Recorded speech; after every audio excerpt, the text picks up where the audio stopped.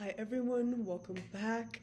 So on my channel we're going to be talking about philosophy through literature and pop culture with a dash of disability theory, and this is the second in my series talking about Wednesday. We're focusing on season 2, and in this episode, season 2, episode 2.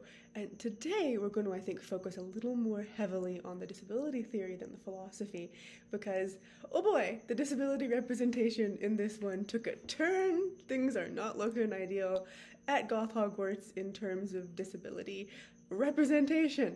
But first, a quick episode summary if you haven't had a chance to see the episode yet.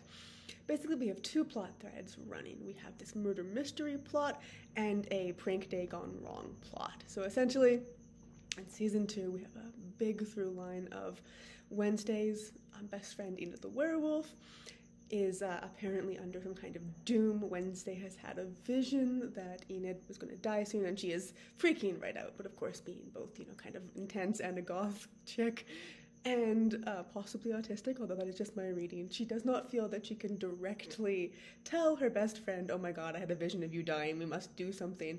So instead she's running around up and down the many dark corners of Nevermore, the goth version of Hogwarts she attends, with a bunch of other mysterious creatures like werewolves and vampires and gorgons for some reason, the creatures with the hair at goth Hogwarts. So that's what's going on.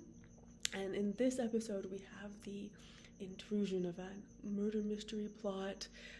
The father of her love interest from last season, Tyler, who turned out to be the villain, he's been mysteriously murdered by a bunch of crows of all things, and Wednesday's on the case. And at the same time, there's a prank day going on. And people are setting off cherry bombs and stuff all over the courtyards. Only it's a little more intense than that, because we've all got magical powers, so, much excitement ensues. And the pranks are kind of ramping up, and eventually someone kidnaps her best friend Enid, and she has to go and rescue her from what turns out to be an over-enthused younger fan of Wednesday's, who was very impressed by Wednesday's many exploits in saving the school in season 1. So that's all happening. But in the middle of the episode, in pursuance of solving the mystery that is unfolding gradually throughout season 2, Wednesday goes to visit Tyler, her ex-boyfriend, who's the villain from last season. He has the ability to turn into a monster called a Hyde. And he's been captured and locked up in an asylum. And this is where the episode really kind of started to lose me, because the disability representation has gone from subtle but pretty excellent, that a heroine, Wednesday, arguably has a disability of some kind. She's definitely not neurotypical, and she certainly presents in a way that could be read as autistic, yet she's extremely charming, very likable in a slightly perverse kind of way, and she's amazing. Everyone loves her. It's great to have a heroine a little bit, outside of the traditional mold. Lots of fun, much good disability representation, if a little subtle.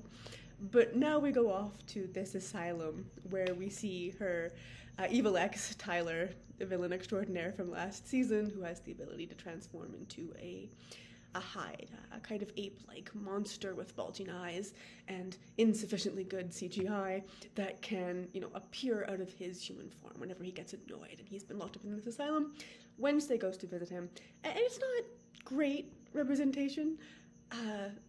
Not really at all. We have some tropes that are really common and recur quite a lot when it comes to how disability is framed in media in a worrying way.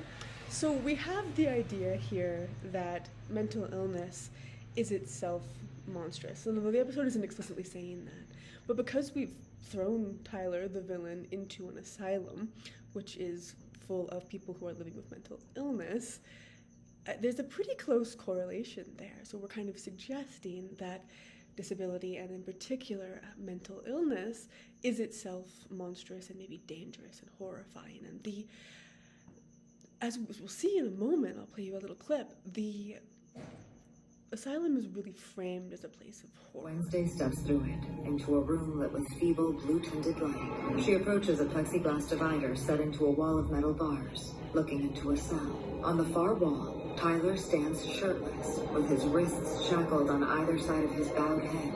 He slowly looks up, wearing a thick black collar around his neck.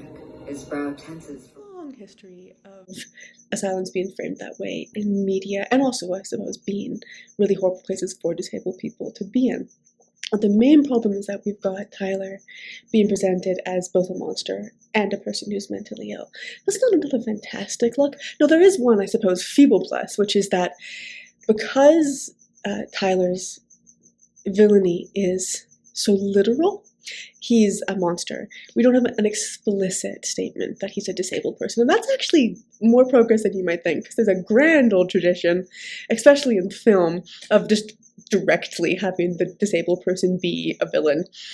The James Bond film franchise, much though I love it, is particularly guilty of this. Almost every Bond villain is a disabled person, a Captain Hook. Even in more modern films, such as, say, Wonder Woman, you have a disabled villain with a facial deformity in that particular case.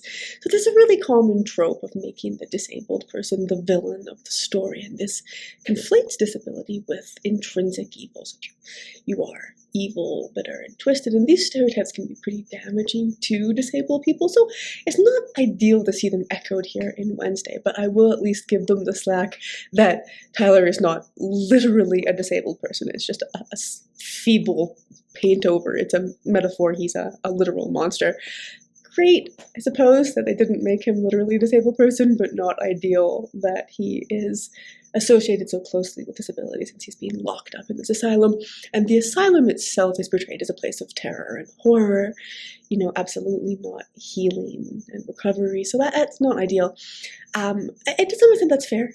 Asylums have been a horror throughout history, but mostly for disabled people who got locked up there, not so much for curious young, I think she would hate me for saying this, sorry Wednesday, but Nancy Drew types who want to go and solve a mystery.